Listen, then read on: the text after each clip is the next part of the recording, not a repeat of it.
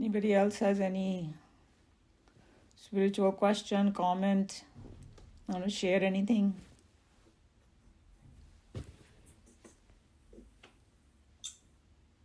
The question about this, why it's difficult to control our mind or train our mind, Niklananda explained it this way. He says our body is new. Every time we take a birth, our body is new. But the overall mind has gone through so many of our births and deaths.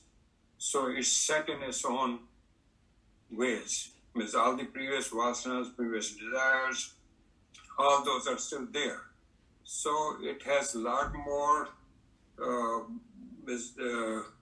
knowledge about yourself than you know. So controlling that is difficult. Interesting, yeah.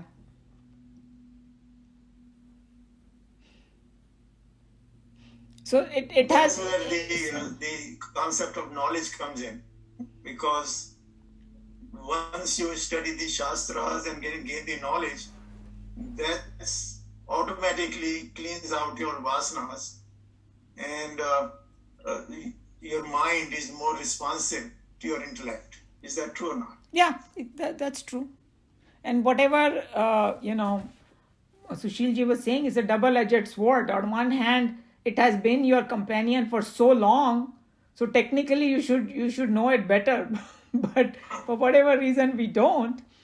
But it is definitely difficult. And that's why, after almost in the middle of the chapter, Arjun is going to ask Krishna Bhagwan, आप मन को control करने की बात तो कर रहे हो, लेकिन मेरा मन तो बहुत मुश्किल है. And then Krishna Bhagwan doesn't say, no, ऐसा नहीं है. He said, no, you are right. It is mushkil, but with abhyas and vairagya, you can control it. So I just want to follow it upon Sushilji's comment.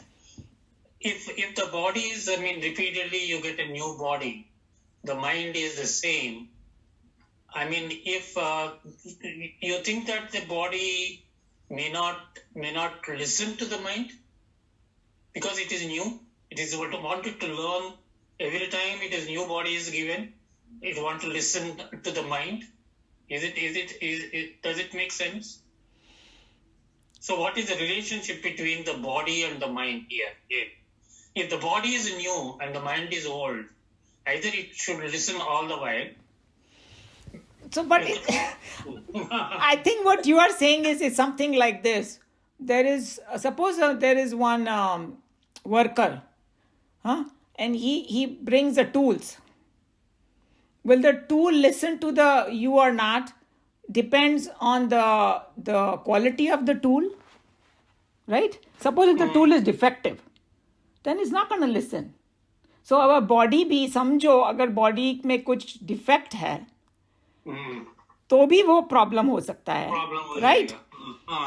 Or फिर body is inert, so the mind has a more power if you think about it.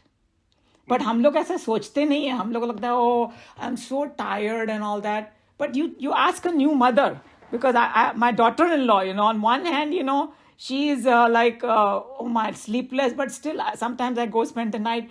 Even if the baby is crying, no matter how tired she will come and pick it up and take care of it.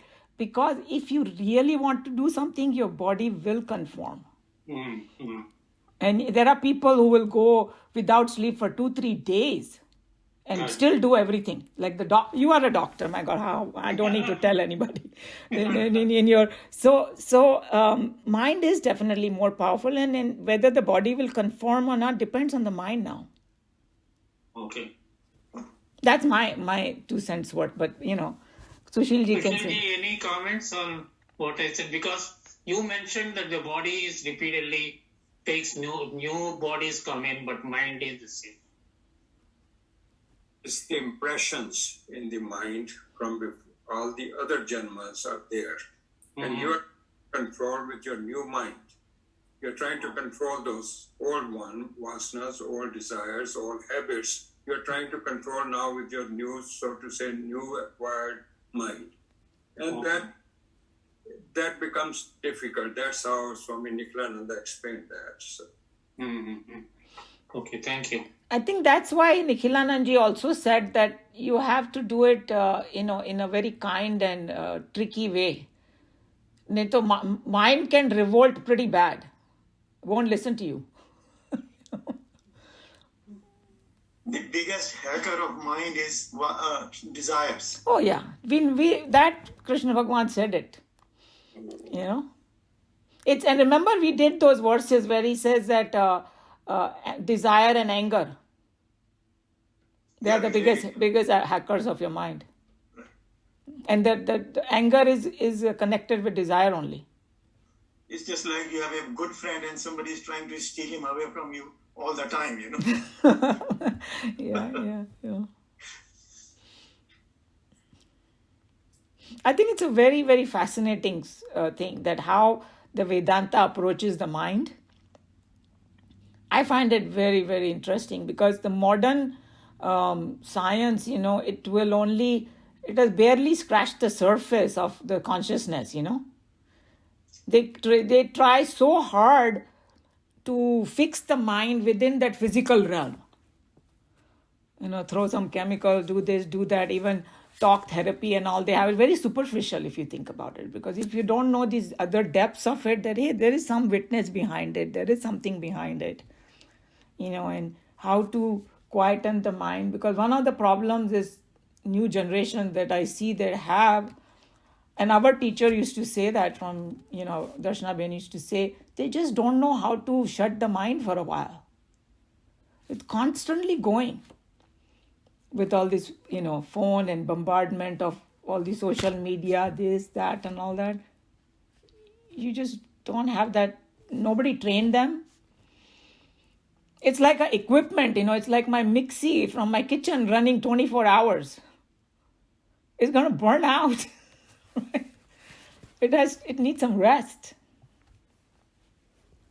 But now the modern medicine is recognizing the connection between mind and medicine. Yes, it's taking time, but it definitely is. You're right. And they are even going as far as consciousness studies now. Yes. Yeah. Finally, they are kind of realizing that, there is something beyond, which is more powerful. I saw something on YouTube where this man was injured in a car accident. He had totally broken his backbone and he was supposed to be paralyzed laying in the bed. But through just contemplation and thinking that he's getting better, and how he's putting all his back together mentally, he was able to reconstruct his spine. Wow. Amazing. Yeah. I mean, because when I got that COVID and I had to stay in my room for 2 weeks, so I started listening to that autobiography of Yogi again. I think I told you through the audio, because I was just laying down and listening. How do I pass my time? And in that, there's so many miracles that happened of the kind that you're talking about. And, somebody might say, hey, maybe, he made a... Swamis are not going to make up things like that. That's why the book has become so popular, that there is some higher power over there. But, these people are connected with it. In the same book, he also describes a guru who could emit any kind of fragrance from his body. Yes. And that same thing, there's another book called Search in Secret India.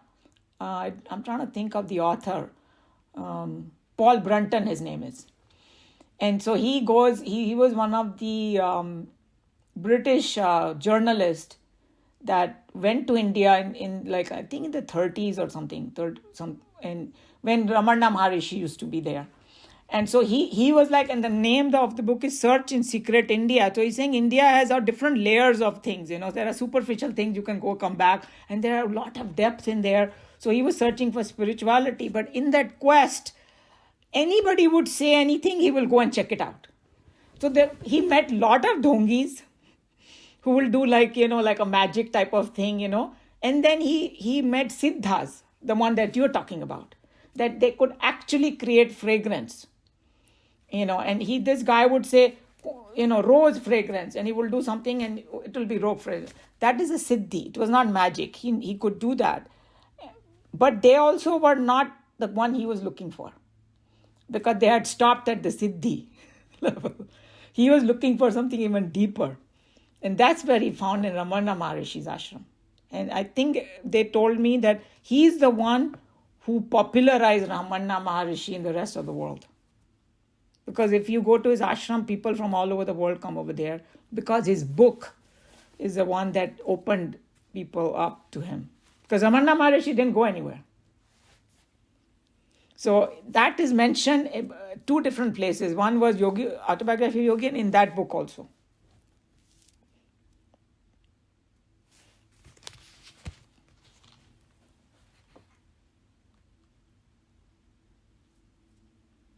I don't know who went to Ramana Maharishi the first time, and he just sat there because Ramana Maharishi doesn't speak. It was the There's no same. communication through the eyes or just sitting there, and people get the answer. And he came back, he was upset about it, what happened.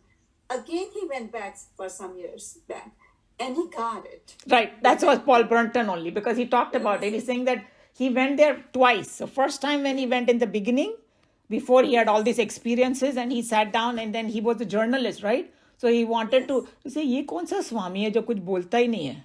He got irritated actually. He got up and he left. Yes. And then after all these experiences, one of the sadhus told him, what you are looking for, you go there, you will find it. So it seems he went back, then he sat down in the sabha, and Ramana Maharishi didn't speak much at all. And all of a sudden, he felt this enlightenment from inside. He felt all his questions got answered. Yes, that's what they're saying. That's what the whole book is about. The book is Search in Secret India. Whoever is interested to read that. Yeah. It was very interesting, his whole journey. Yeah. I think in the beginning, he was not ready. Yeah. He had a lot of doubts. Was it Shraddha man labte gnanam. So in the end, his mind had become receptive. Right, and he had gone through a lot. Yeah, a lot. He went through a lot. Yes, Yeah. before he finally, could go back to him. So. And even in Autobiography of Yogi, he met so many different people. There was a sadhu who could fight the lions. With bare hands, he was fighting with him and all that. Yeah. And Yogananda's own guru, when he was living in Calcutta, he could sense that he's coming 2 miles away. Means it's also almost the extra sensory perception. They can, yeah.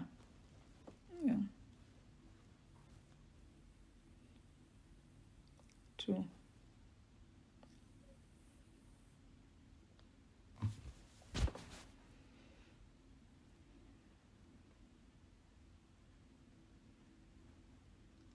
Anybody else?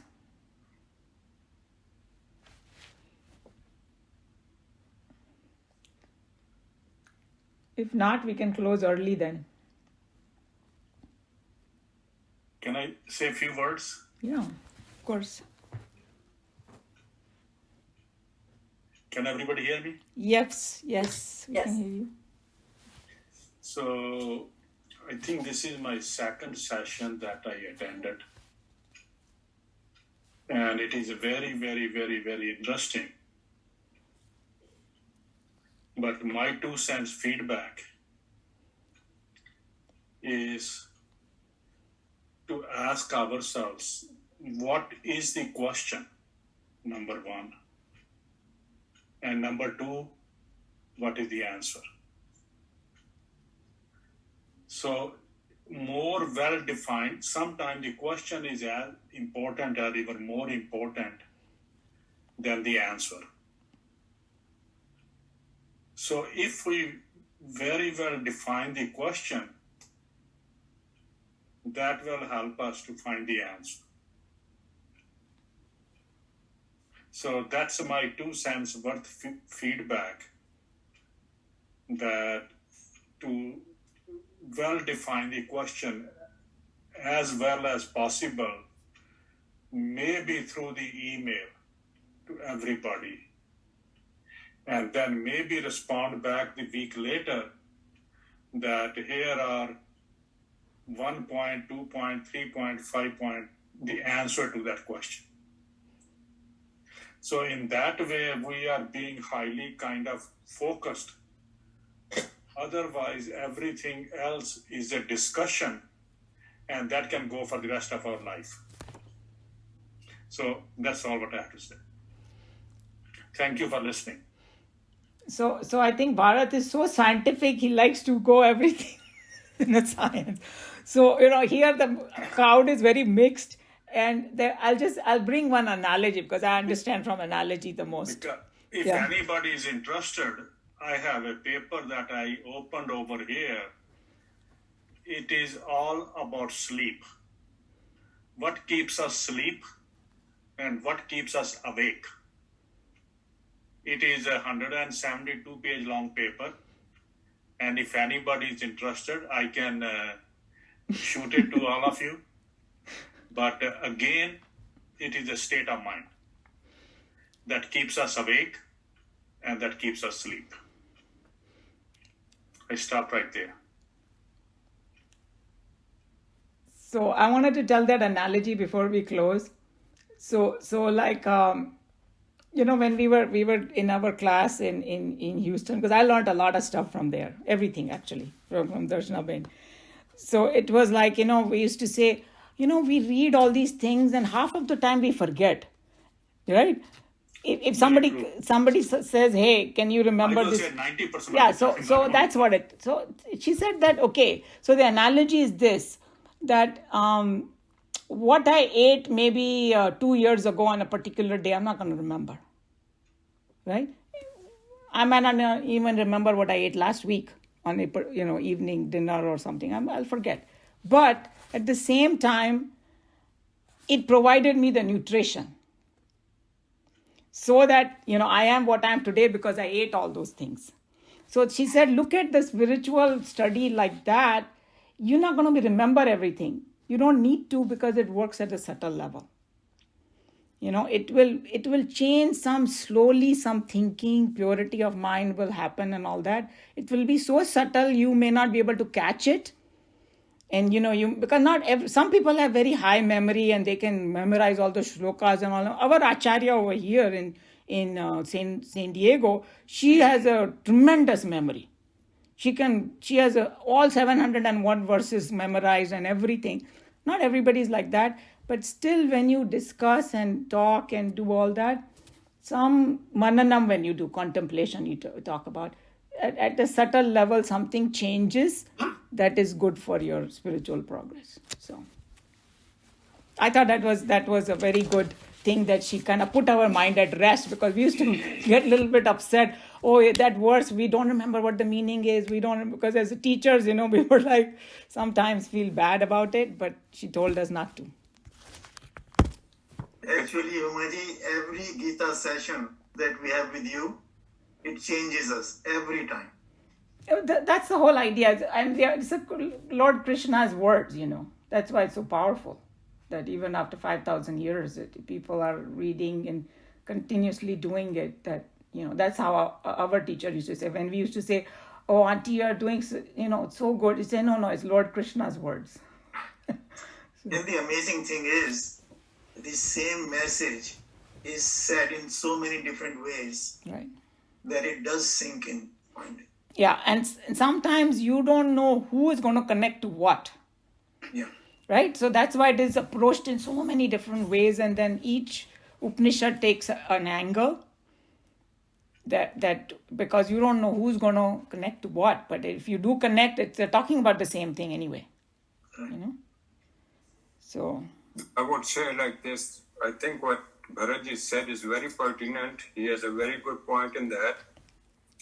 But the answer to what Bharatji is saying is that question should be a clear one.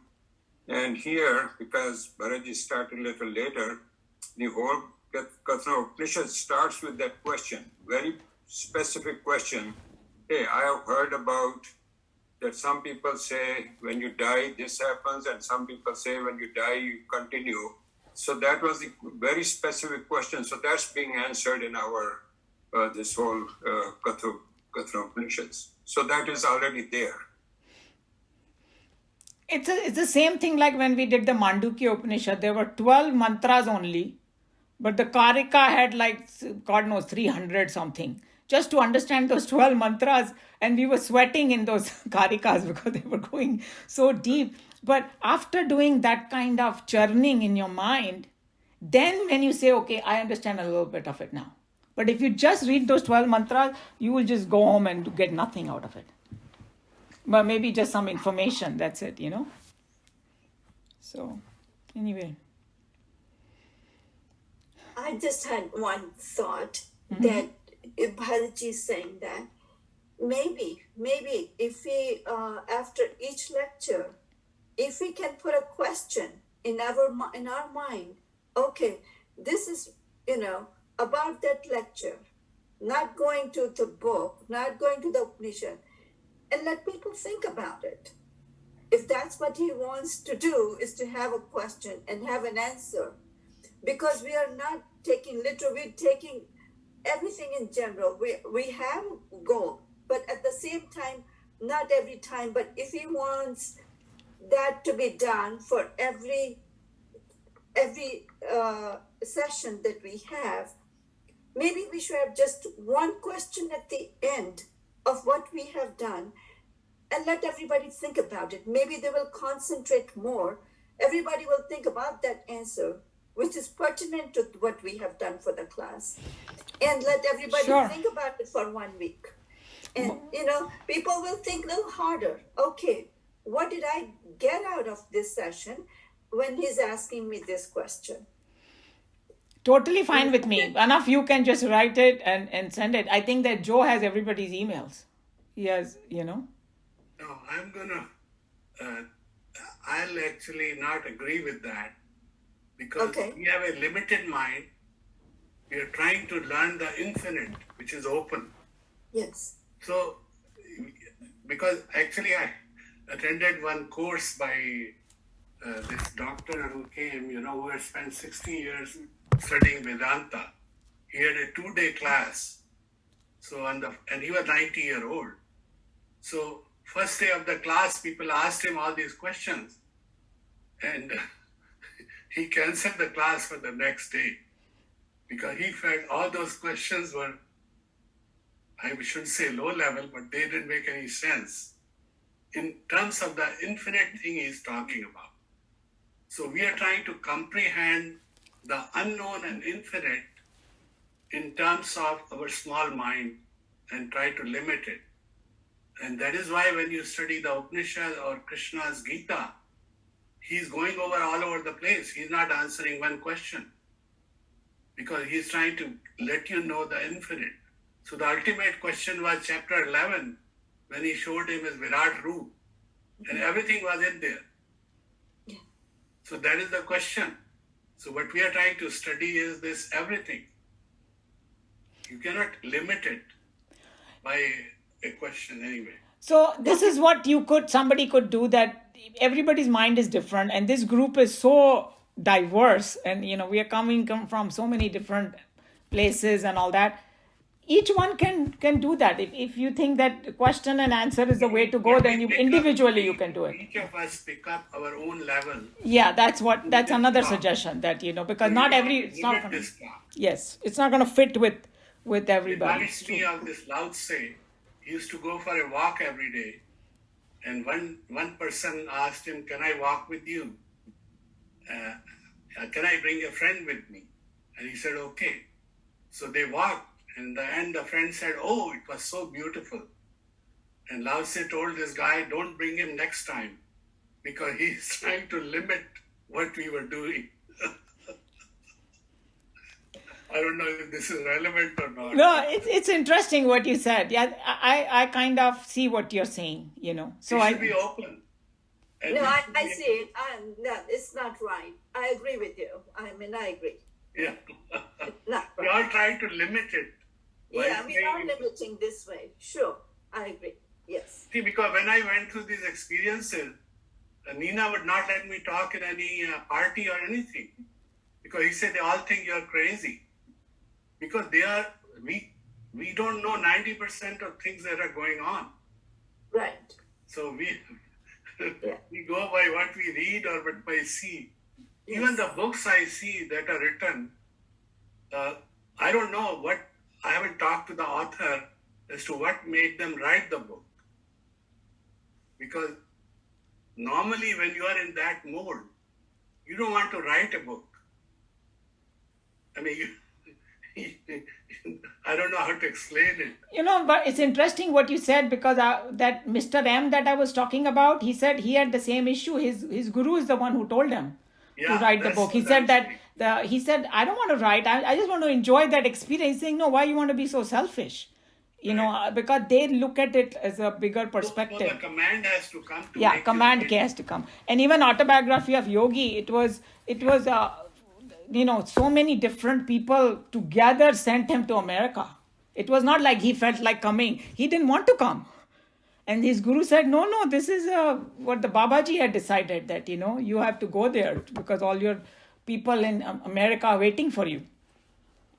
See, because in my case, Nina has told every time I write this book to everybody, nobody reads the books these days. You're wasting your time. But since there's a Trishul of Shivji coming to me, every time I say, okay, I'll stop, I have to write it. Who knows who's going to get affected, how, and who's going to read it? That is some higher person knows. You may not even know. Right. Yeah. Okay, I gotta go. Sorry, I was trying to... No, that's okay. I think that everybody expressed their opinion. And scientists have a way of limiting... when I did my engineering science MBA, then I had nothing to do. So they told me to join an art class. And they gave me first assignment was to write this wave, make this vase in a picture. And I finished it the first day. And they said, no, you're supposed to take a month to finish it. Because I was trying to limit it as a project and finish that painting. So I talked to this guy who was a psychiatrist, and he said, you are limiting yourself. And that's why you could try to finish it. But it's an unlimited thing, So it's very hard to know. So I just want to add a sentence, Right. that tomorrow I'm giving a Zoom talk Okay. to people in India. There is an institute called All India Institute of Medical Sciences in New Delhi. Right. So the director of that institute invited me to give a Zoom talk. And apparently I have 135 slides and I have 40 minutes. And everything that I'm going to say can be said in one sentence. And that is, every disease known to man is caused by inflammation. Right. And if you control inflammation, you can control the disease. Right. So rest everything is what is inflammation, how inflammation causes disease, how to control it, and on and on and on. Yeah. So that whole PowerPoint presentation is available to anybody and everybody, and they can study at their own. Right. So that's the end result of it. That's And what the healthy reduces inflammation. So that is 135 slides. Right. So I go one by one. So you can join if anybody is interested. Yeah. I can, I can send the Zoom link. you can send it on that, And you are in. Send it on that Zoom. Whoever is interested can listen. So they just sent me about an hour ago. So let me tell you, equivalent of this is we are all same or part of the universe. Yeah, That is Tattvamasi. our topic. Tattvamasi. And so everything we talk, doesn't matter what Upanishad, what Geeta, what, Yes. this is the supreme topic.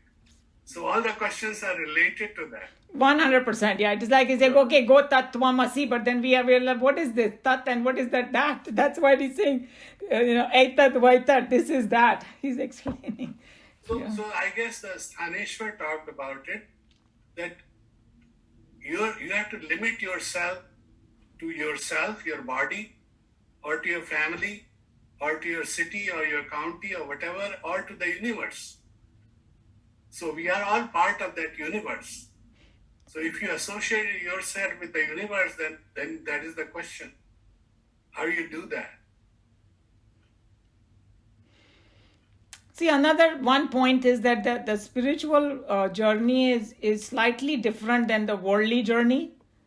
So that's why sometimes, the things, that principle that apply over here completely may not apply.